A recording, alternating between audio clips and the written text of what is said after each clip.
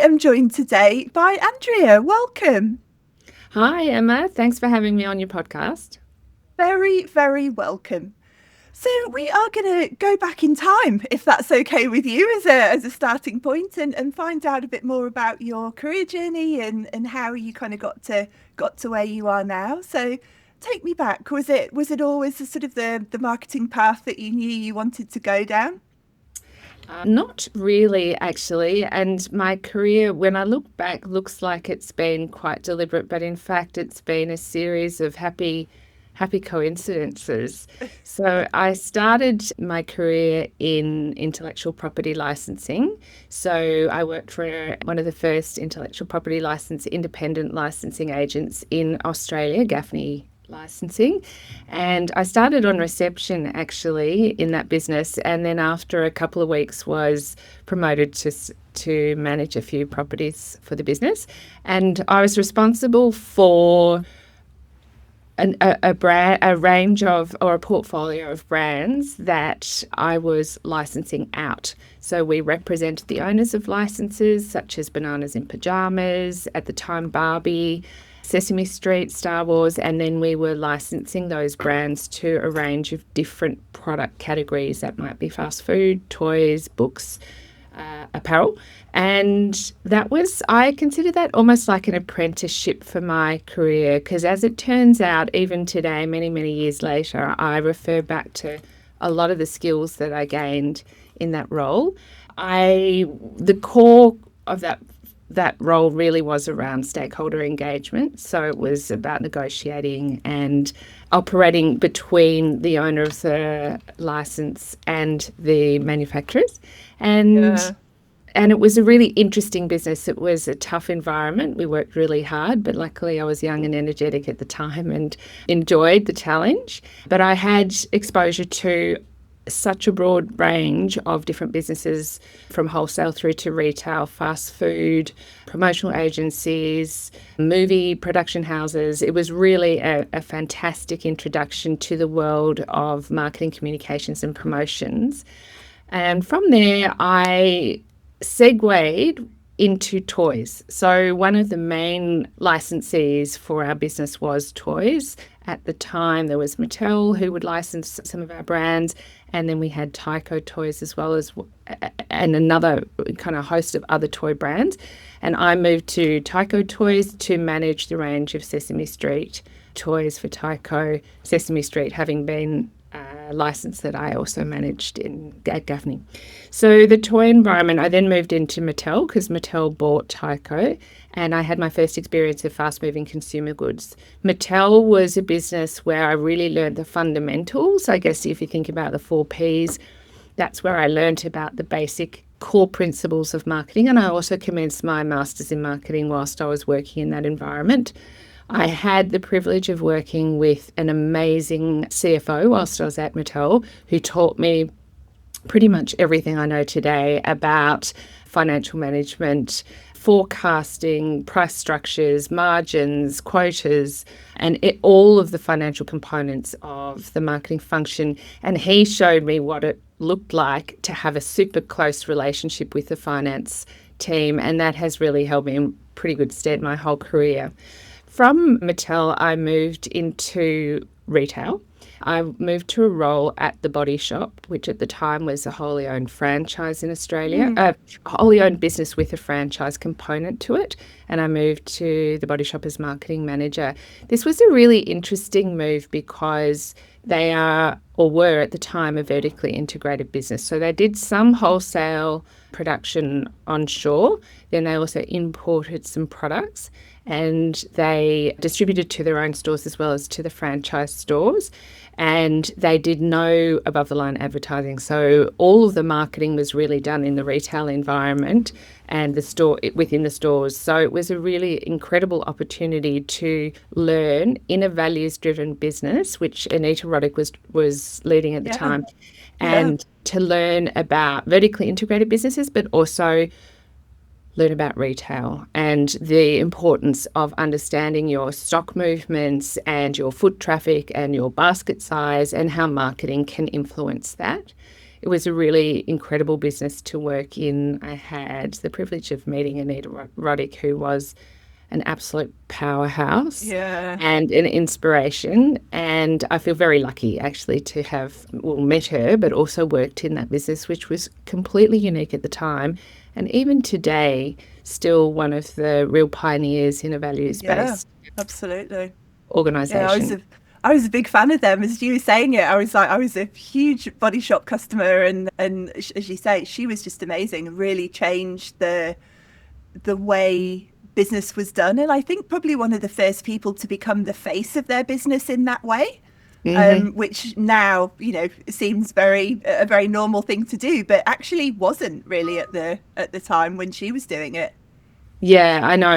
And even the ethical components of the product manufacturing process, recycling, bringing your old bottles in and switching them. Anyway, was incredible. And the key thing that I learned in that environment, apart from how to run a successful values-driven business, was just the power of customer service, actually, because everything they did was within the store environment to convert their customers. So apart from their windows, which was their core promotional activity, their actual conversion process was done through excellent customer service, as well as the presentation of the stock in store, allowing people to play with the products. So it was a really interesting example of how when you provide an amazing customer experience in store, how powerful that can be in terms of driving sales and conversion.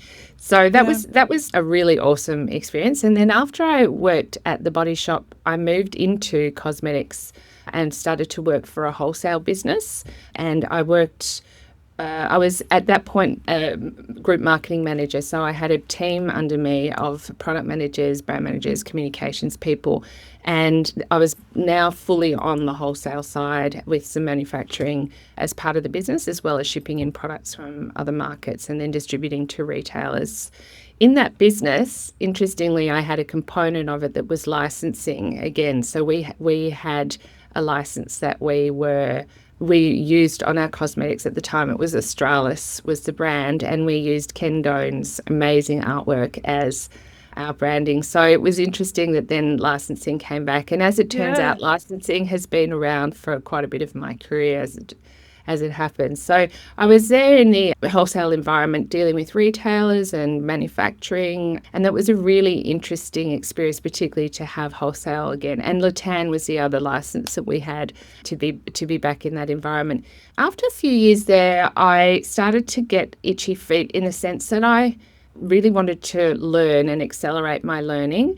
And whilst I found the professional environment interesting, there's always been a little bit of curiosity about the academic world. So I flirted with the idea of going back to uni and doing my PhD.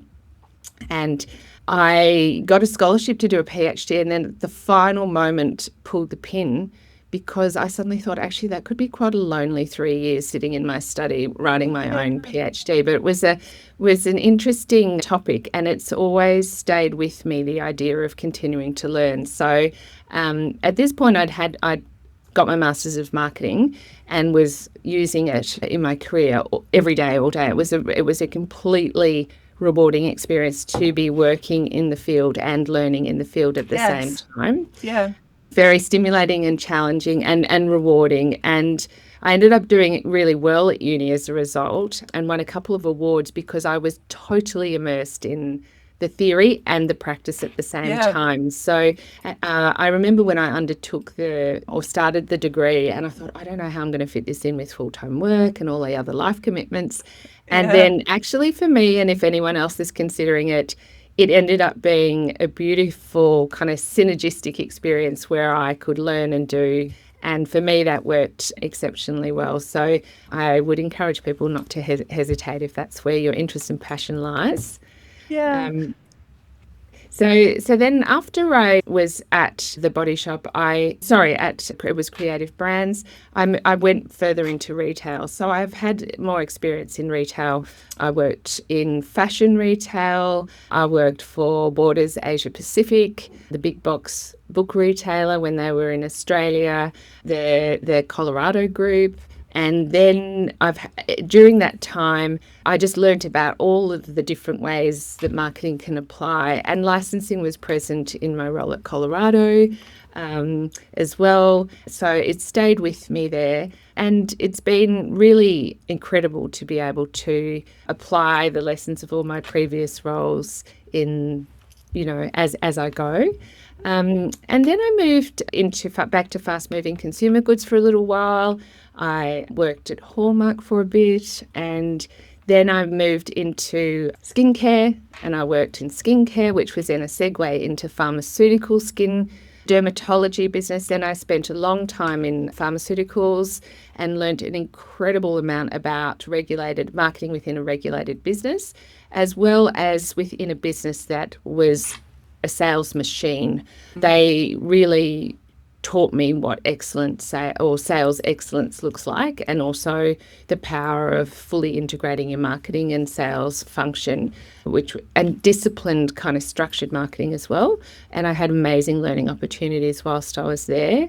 And then from pharmaceuticals, I moved into financial services. So enough, it sounds like a real pivot, but it's not, because the structure of the business, the regulated environment again, and the B2B to C component of it was the same. So I was interested in a challenge in the sense that I was keen to learn in a new environment, but I could apply all of my learnings from a B2B to C environment in financial services. So then I did another long stint in financial services, and now I find myself still in financial services, but in a completely different part of financial services, yet still the same model, B2B to B. And I'm actually in Fintech. So there's a SaaS component in this current role, as well as in my previous role. Along the way, I had 2 kids. And when I took time out from my professional career and had my daughters, I still had this kind of craving for an academic component to my life. And so I started lecturing when they were babies, and so I would go to uni in the evenings, and I taught undergrad marketing and then also postgrad marketing at Monash and RMIT in the MBA program and the undergrad program, and I really loved it. And it was a way of keeping my skills up to date and fresh, and also incredibly rewarding, sharing my knowledge and expertise with people who are really keen to learn and understand about marketing. So that gets me to today. In between, I've also done some consulting and ran my own business. So most recently, between my current full-time role and my previous full-time role, I set up an AI marketing consulting business called Ivana, and that was a really incredible experience, running my own business and being completely immersed in AI. My business's remit was to help small to medium-sized businesses adopt AI for efficiencies, really. And the theory is that all small businesses know they should do marketing, but they don't have the time or expertise sometimes. And so I went in and showed them how, if they leveraged the right AI tools in the right way, they could get some scale in their marketing practices without really needing an enormous amount of skill or resource. So that was very rewarding. And I was lucky enough to, one of my biggest clients was the Australian Centre for AI and Marketing. And I worked for them helping produce their first AI for marketers online course. So I helped curate the content and deliver some of that content for them. And that was really incredible because day in, day out, I was immersing myself in the latest tools. I was experimenting and learning myself, and then turning that into some awesome content for marketers who were keen to learn. And I was lucky enough to also interview some really incredible industry leaders about their AI journey and experience, so to help our course participants learn from some of those leaders as well. And then I find myself here working in Fintech for a business called NetWealth, and I really enjoy it. It's interesting. It's a very successful business, and it's growing at the rate of knots, and there's so much opportunity, and I really actually am excited to come to work every day. It's quite a joy. Yeah, it's funny, isn't it? We can overcomplicate these things sometimes, but isn't that actually what it comes down to? I enjoy going to work. Yeah, I yeah, enjoy yeah. going to work. I like the people I work with. I Yes, feel challenged. I'm learning. I'm growing. I think it's easy, as I say, I think it's easy to overcomplicate it sometimes and lose yeah, track of the things that actually, do I like it? yeah, Is it a absolutely. nice And I place to be? Yeah, yeah. Well, I'm super lucky because it's all those things and more. It's a really fabulous working environment and very clever people doing amazing things, and a Nice. business that is just growing so fast. It's very dynamic Yeah. and exciting. Yeah. I do want to ask you about the AI, but I'm going to come back to that because I just wanted to pick up Sure. on a few things across the kind of journey to date. I always think it's so interesting, and it's one of the main reasons that I kind of start with that question, because it's always so interesting to me how in hindsight things can join up which maybe at the time you weren't aware of, or you're not necessarily thinking about the links, Mhm. but Yeah, so often, as is the case in these conversations, they're there. You know, like you said, the licensing component that came through, you know, time and time again. And the other thing that kind of struck me is you were talking about all the retail experience that you'd had. And I was thinking, oh, I know you're working in financial services now. And I was thinking, how did that happen? Like, how did you go from one to yeah. the other? But as you said, it was actually that pharmaceutical environment and that highly regulated Mm, nature of that environment. And it's a question that comes up a lot with people who want to change industries, and they're not quite sure how to do it. And sometimes they kind of feel a bit boxed in, and the market doesn't appear that open sometimes to people changing industries. But I think the bit that sometimes gets missed is exactly what you highlighted there, is that you've got to find out what the similarities are, and then yeah, you've got to make those similarities explicit. yeah, Someone just going, oh, you know, here's Andrea and here's a super impressive career in retail and pharmaceuticals. I don't see how that applies to financial services yeah, next, as opposed to someone who's really calling that out and saying, no, actually, it's a highly regulated environment, very structured sales process, you know, and that's what I bring from that to this. And it's that step that I think sometimes yeah. gets missed. Yeah, I think that's so true. And I think the easier you can make it for your prospective Yeah, employer to see the absolutely. transferable skills, the more likely it is that you'll be able to make that shift.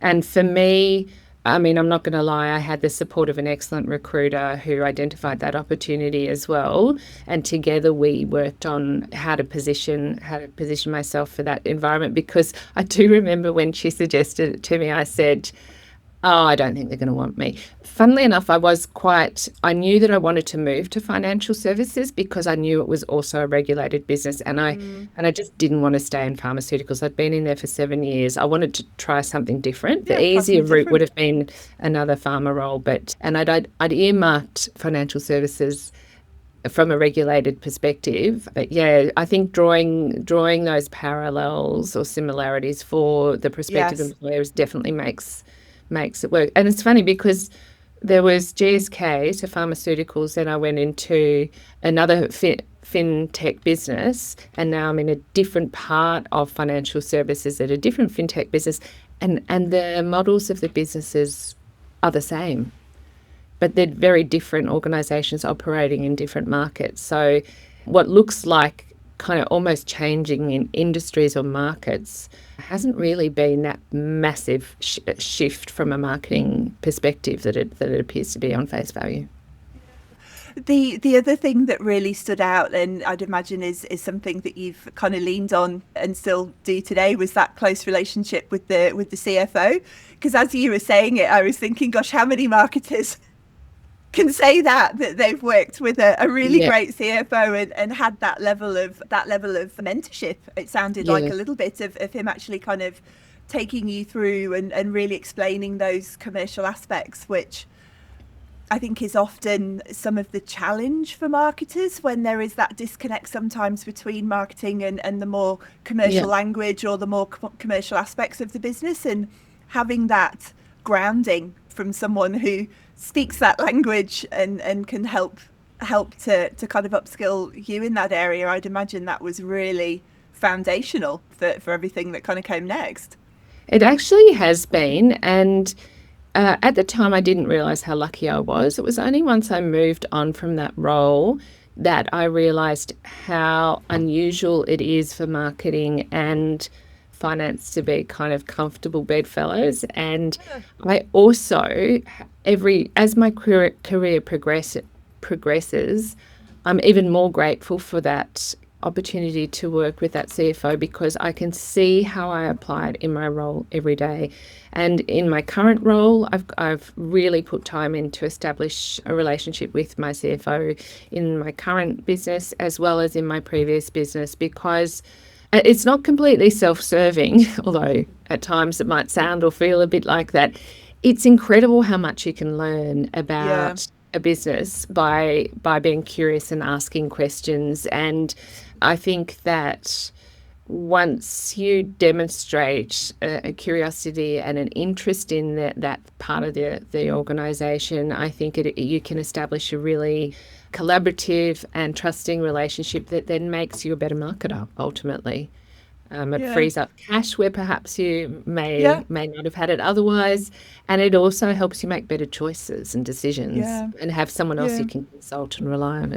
It's been fantastic, and I do think it's something that has separated me from other candidates, for example, in because I've been interviewed by CFOs in both my most recent roles, so it's kind of interesting. Yeah, it's a great piece of advice, and it's funny because it's almost become a bit of a meme, hasn't it? I've seen it quite a few times just on LinkedIn of, through a recruitment process, marketers saying, "Oh, if marketing reports to the CFO, like run for the hills, like you don't want that job." And it's become a bit of a joke, but as your experience is testament, it doesn't need to be that way, and actually, if the parties involved are open and understanding and curious, you can actually not only make that work, but make it work really, really well, and actually get to a far better outcome because of it. It might just take a bit of work, and as you said, a bit of curiosity. Such an important thing, curiosity, and I think kind of time and time again it comes across in different ways, again through your story, even just talking about continuous learning and maybe going back to do a PhD or even doing the lecturing. I think curiosity is one of those things that it's easy to say, like, be curious, like, okay. But actually the impact that can have over a sustained period of time is huge. And again, I just think it's one of those really undervalued things that people don't perhaps necessarily, I was going to say invest in, and I don't know that's the right word, but just to kind of adopt that kind of mindset of, I wonder what this would be like. I wonder what would happen if I went and spoke to this person. I wonder what the answer to this question is. And just, starting to, maybe it's as simple as asking more questions of people that perhaps you don't normally ask questions to. I actually feel like when I was thinking about our conversation today, that curiosity has been almost exclusively the most important skill or kind of behavior or approach that I've had in my career. I think that I've had a few moments where I have got my fingers burnt a little bit by perhaps sticking my nose in where other people didn't really want me to be. But generally speaking, it has been the most important kind of, skill in my career to help me be a better marketer. And I think that when I look back at the start of my career, whilst I've always been curious, I was almost a bit shy or reticent to go and ask questions of others, thinking, well, that's really got nothing to do with me. I mean, as much as I'd be interested to find out, I don't want to bother them. I don't want to ask them stuff that perhaps they don't want to share, or they don't see the relevance. And what has shifted in my career is a confidence to be more curious and to, I say to my team sometimes about I'm always swimming in other people's lanes. Like I have trouble staying in my own lane because of my curiosity, and that I'm constantly checking out what might be going on over there, because I think that context, particularly if you work in really big businesses, and I'm in a relative, this is the second biggest business I've worked in. And there's so much to be learnt from other parts of the business, other functions, that I think, again, it makes me a better marketer. But what I have learnt over the years is that people generally want to share the information. So where I had earlier in my career felt like it's not my place, or I'll just stay over here, I'll just do my job really well, they'll tell me if it's something I need to know. It's almost the exact opposite. I now spend a lot of my time looking out, both in the business, looking outside of my function, but then outside of the business as well, the competitor environment, different other SaaS environments, other tech environment. This is the thing, I'm constantly just sticking my nose out to see what else is going on, to see how that can impact what I'm trying to achieve in my current role. Yeah. Do you think that's partly a function, Andrea, of seniority, of when you're perhaps responsible for a more kind of localized marketing task, you are very much in your lane because that's your pure focus. When you've got that broader remit and you're responsible for marketing across a business, across the whole business, almost by definition, you need to look out, you need to look up and look across what the whole business is doing. I think in theory that's true, but in practice I don't see a lot of it. I certainly don't see a lot of it from other functions. And I think that the world could do with a bit more of it. I'm always encouraging my own team to be more curious and to go and find out stuff. And also, when I say go, I mean like actually talk to the person. Yes. Yeah. Have a real conversation. Yeah. Yes, that's right. Which sounds kind of radical, but I really encourage it because a lot of it is founded in relationships. Yeah, absolutely. You establish your relationship, and then it's a wonderful environment or basis for discussion and curiosity and shared learning. So I think that the more senior you become, I think it becomes even more important that you do it. But I wished I'd had the confidence earlier in my career to be a little more curious and to feel like I could get out of my lane from time to time, because I think that actually it held me back a bit. This notion of, I don't think that's any of my business. I'm not sure that that's got anything to do with me. When in fact, I encourage my team now to be curious, to volunteer, to find out, get on the project team, just get in there and check it out. What's the worst that can happen? You find out that it's not really that relevant. But I think that's so rare that you do something like that, or you show curiosity and it's never relevant. It might not be relevant immediately in that moment, but eventually you find a place for it in your kind of learning. And absolutely. Yeah. And I think there's such a dual benefit to it. There's the immediate benefit to the business of that broader learning, that broader understanding, those kind of deeper relationships, but the benefit to the individual as well for their own career for the same reasons that you're out there having conversations, you're exposing yourself, that's perhaps not the right term of phrase, being exposed to other parts of the business, hopefully not exposing yourself, and the next time a project comes up or there's an opportunity for a bit of collaboration, well, they know you, so they're going to go, do you want to come and work on this with us? I think it's again one of those things when people are thinking about career, often they default to the external of the organisation, and of course it depends on the size of organisation, but so many of your opportunities are probably internal.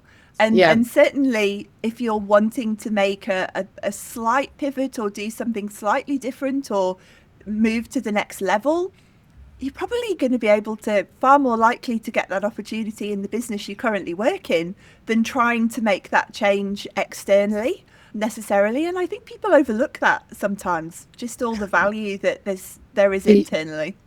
But I think even if you're in a relatively flat or small organisation, I think you will be exposed to more opportunities through your internal networks and anyway, because you'll get Yeah. perhaps invited to new things. They might introduce you to people that might be of interest, which is exactly what happened for me. And so your network expands as a result of you showing an interest and a curiosity in another part of the business. So Yeah. I think it's essential, to be honest, for career progression. And then when you get into that world of, dare I say, networking, I'm not a huge fan of that, but I prefer to think about it as relationship management. I think Yeah. curiosity is at the heart of that. You know, wherever Absolutely. you find yourself talking to someone about perhaps their career and their pathway, or what advice they could offer you, like that all comes from curiosity. So Absolutely. Yeah, it's funny, isn't it? I think networking, the word networking, it's just got such a negative connotation of like forced conversations and warm white wine in stuffy rooms. It doesn't like, doesn't kind of, thrill people with excitement. But what you said there is exactly true. All it is talking to people. yeah, Just talk to people. Ask yes, questions. Tell me about what you do. Tell me about you. that's Like it. that's Yeah, actually all it is. yes. Um and as I say, yeah, I think the words doesn't help, but really prioritizing that both internally and externally ultimately I think makes such a difference. I want to come back to AI, Andrea, because we, can't have a conversation these days about the modern world of marketing without talking about AI and Mm, kind of what the future holds. yes. What that piece of consultancy you did and that work you were doing and with the institute, like what did you take from that? I guess what were your sort of broad learnings from that? How do you see things kind of panning out over the next few years? I appreciate that's a very difficult question, but Look, my broad learnings were, there are a few. One is that no one really knows what they're doing, and yeah, I still think that's the case. yeah, And I think that's the case because it's moving so quickly that it's actually yes, really hard to be an expert or a specialist. The other thing is that I mean, we're well beyond the will I or won't I stage of yes, AI discovery, and it's now, as we all understand, imperative. So I think lean in with the most positive, optimistic view that you can muster, because I think fear just will hold you back. So, yeah, there's some doomsday theorists out there. And look, it may very well be the case, but I think if you've got a choice to approach it with, again, curiosity and optimism versus, kind of leaning more towards that existential crisis side of yeah, AI. And I yeah, think whilst you want to have your eyes open, I just don't think there's any benefit in allowing the fear to take over or becoming terrified of the future. So for me, I get excited by it often. And when I had the privilege of speaking to so many other organisations about their AI experience, it was really interesting to me, because when I invited these leaders to share their experience, many of them were like, oh, but we've only just started, we're not really sure yet. And I said, but that's the point. Like, we yeah, really want other people to know that they're not necessarily behind, but they yeah, do need to make a start. So mm, hearing from others and then realizing that you're not alone, that you're kind of experimenting, playing, getting frustrated, having some wins, no matter the size of the organization or the perceived success of that business, I think for me was really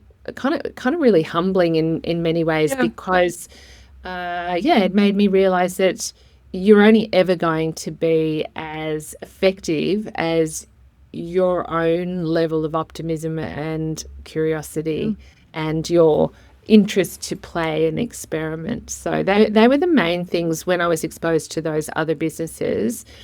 The other real kind of watch out for me from that experience was, whilst experimenting and play is super important, there is a little bit of discipline required to ensure that you're not burning a whole lot of time and energy disappearing down rabbit holes of certain AI workflows, agents, different tools, different functionality, and to always come back to what's the point of friction that I'm trying to solve for, and then go and find the solution to that. So it's very tempting and distracting, actually, Yes. to be reading all of the news and all of the new functions and the platform LLM updates, and you could actually that could be your life's work, and then you'd Yes. never actually get Yeah. anything else done. And so there's a little bit of discipline required to stay in touch with the environment and what's happening, but equally keep an eye on what are your strategic imperatives in the role you're in at the minute, and where are the areas that have the greatest friction that could be solved by AI. And I think that's a daily kind of challenge for all of us, because if you're not across what's happening, you could be missing opportunities of certain solutions to the problems you're experiencing. But equally, if you're totally immersed in the experimentation of it all, then you'll never actually solve any problems, and you probably won't get your job done either. Yeah. Yeah, it's a balance, isn't it? I heard from a lady recently, senior marketer running a team, and she was essentially saying that she'd lost almost one of her team members, junior team members, to this AI rabbit hole. And, days had gone by, and she was kind of like, where's the output from this person? Yes. And it turned out they were just absolutely, in the rabbit hole up to here. And as she said, it had taken over their actual role. And so finding that balance of, yes, I need to learn it. Yes, I need to be across it. But I've actually got a job to do as well. But also, I think not defaulting to the fact that AI is always going to be the answer in every scenario. To your point on friction, Yeah. You hear these people saying, there was this really funny video recently I saw of a comedian doing a commencement speech at Harvard. It was so funny. And he was basically slating AI and doing it in a very funny way, obviously, because he was a comedian, but it was kind of giving the example of this, AI bro who was like, oh, I've got AI doing all this, and AI reads my email and then it replies and rah, rah, rah. And his joke was, well, who else can do that? Me. and I think sometimes we lose that perspective of, oh, I can get AI to do this is, but how long did it take you to get AI to do that, when actually that's something that you could have just done yourself, and there was no actual essential benefit for the fact that AI did it apart instead of you. And so finding that balance of what it's actually doing for you, and is it actually adding value, or are you just using it for the sake of using it? I think that is a different balance. Yeah, it's so true. And I have seen some examples of over reliance on AI to the point where email, you can see it, and you can tell where email replies have been written by AI. And I've actually had to ask a few people, can you actually use your own brain just to answer this question? It's a pretty simple question. Or the other thing where and just to ask yourself, do I need an AI for this, or could I just do it unassisted? Just do it myself. I do think I was writing something yesterday that I'm going to put out shortly, and do you remember when you were a kid in school and you always had to show you're working, not just the answer? Yes. I think showing you're working is going to become more and more important, because if you're outsourcing the critical thinking, yes, you might be able to show the right answer, but if you've got no idea how you got there, what the inputs were, what the levers were, all of the other things, if you've just got the answer or were given the answer by AI, you're going to kind of come a cropper fairly spectacularly at some point. Well, I think the what erodes is trust. So whomever you're communicating with or sharing your work with, whether that's your customers or internal customer stakeholders, what ends up happening is that you erode the trust in that relationship. And I do think, I agree with you that I feel like we're going to move to a world of more disclosure and transparency. And I feel like if people know which part was AI assisted or generated versus human, I think there'll be a greater trust. And I also think that just the way we conduct ourselves, in my case as a marketer, I think that it's really important to do more of that disclosure, so that you're also equally showing the value of a human at the same time. Yes. Because Yeah. inherently, by saying this part was AI, the other part was me and my Yeah. own brain. And so Yeah, I think exactly. I think that it's really important that humans are kept in the loop and that it's quite clear where the humans are involved or not. And look, there are so many efficiencies to be gained by leveraging AI appropriately, but I think there's a lot of I think we've got to start to shift where we've been really focused on efficiency. I think we've got to move a little bit more into that space of the ethics and governance side of it, disclosure being one small component, but also, the inherent bias as well as the inaccuracies. So Yes. I think that will come because I think people are already tripping over themselves a little bit. Mm. And through that, we're learning, what might need to be done next. But I think marketing as a function is one of the functions that is really at the forefront of what I AI agree. can do. Yeah. And for me, I find that really exciting. I find it Yeah. really exciting. In fact, even since moving out of my consultancy into a full-time role again, I do feel like I'm a little bit behind in terms of that play and experimentation and reading and learning because, there's a whole lot of other stuff I need to get done. So, I mean, I'm living it today, trying to strike that balance of continuing to be up to date, but also then applying it to my role. Yeah. Final question, Andrew, and it's always the final question here, and that is, what do you know now that you wish you knew then? I know how important curiosity is and how generous people will be when you ask them questions. I mentioned it earlier that at the start of my career, whilst I was very curious, I was probably not confident enough to really lean into that and ask as many questions as I had. And now, many years later in my career, I can see that when I did that, it served me really well. And I've got better at it, at doing it in a way that is respectful and constructive and productive. And I would recommend to anyone out there to lean into your innate curiosity. We all have it to an extent, and just remind yourself when you hesitate that my experience is that people are almost certainly more likely Yeah. to welcome the questions than not. So Yeah. that's really been the key learning for me in my career. It's a great piece of advice, and I totally agree with you that I think the vast majority of people are open and happy to help and happy to have a conversation, and yet often the story that we tell ourselves is that, oh, they won't want to hear from me, or they'll say no, or whatever version of that. And actually I don't think it's true. And even if they are the small percentage that says no, so what? That's right, yeah. You've And lost I think with nothing. curiosity comes opportunity. I guess that would be the Yeah. simplest way Yeah. of describing my experience, yeah. Lovely. Thank you. I really appreciate you taking the time and talking us through what you've learned and what you're continuing to learn with AI. So thank you very much for sharing your experience and your insights. Of course, it's been an absolute pleasure. Thank you for having me.